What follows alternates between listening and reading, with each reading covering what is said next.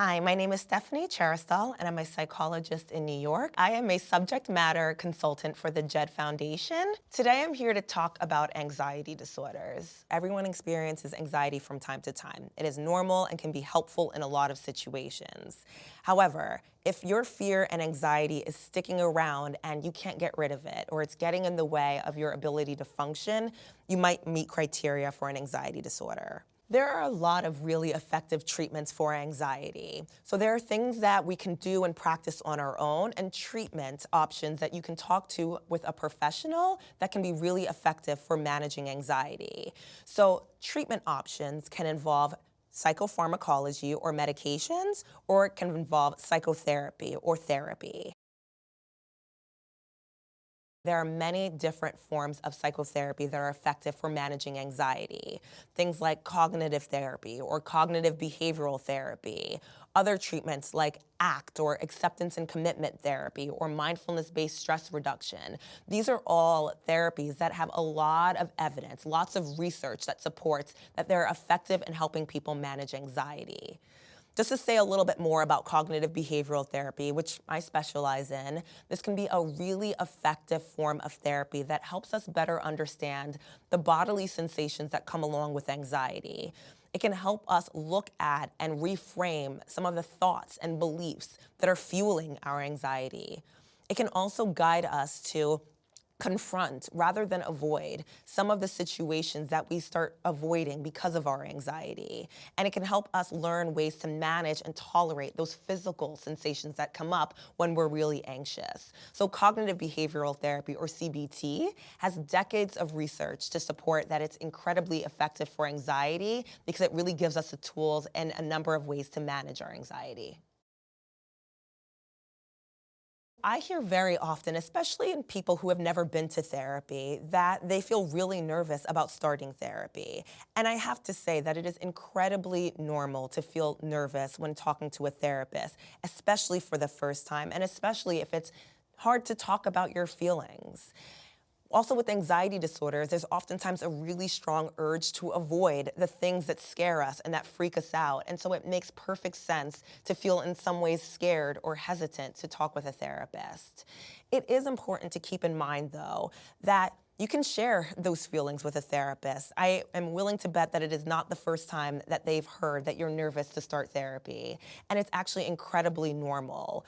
It's important to also keep in mind that you can take therapy at your own pace, that you are never going to be forced to do anything or talk about anything that you don't feel willing to do or talk about. And you can always think about what is a good fit for you.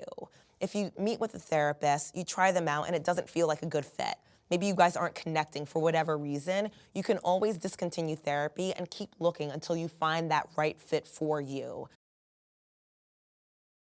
So there are many different kinds of medications that are effective for anxiety that work in a number of different ways. It can be really helpful to sit down with a psychiatrist or a physician and talk about options that one can take medications for to help manage one's anxiety. What we oftentimes see is that a combination of medication and therapy is incredibly effective for many anxiety disorders.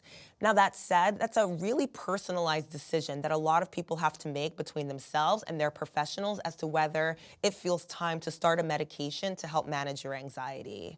It's important to keep in mind that for some people, you might be prescribed a medication that you take for some period of time while you're really struggling with those symptoms, and then maybe for some time after, if those symptoms start to get better. Some people choose to remain on a medication because it's actually really helpful for them to stay on it. So it's a really personal decision whether medication is the right fit for you versus practicing certain skills and strategies on your own or working with a therapist. But it is important to know that medications and therapy can both be incredibly helpful in managing anxiety.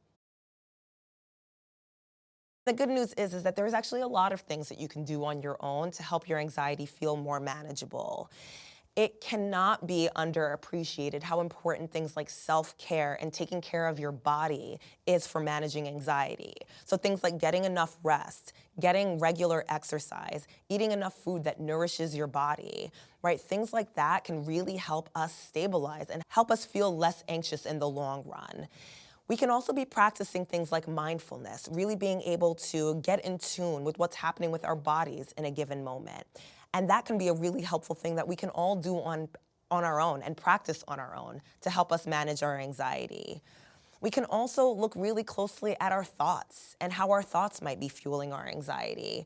We might learn more helpful ways to talk about ourselves, more helpful self-talk. And these are things that we can all be practicing on our own to help ourselves manage our anxiety. There's also alternative kind of practices, right? Things like yoga, things like meditation, things like acupuncture, all of which have actually been shown through evidence to be helpful for anxiety. So it's helpful to keep in mind that there's often multiple options to helping your anxiety feel more manageable. The therapies that exist, the treatments that exist for anxiety disorders are incredibly effective. So there is strong reason to have hope that with treatment, a good treatment that's the right fit for you, that your anxiety will get better.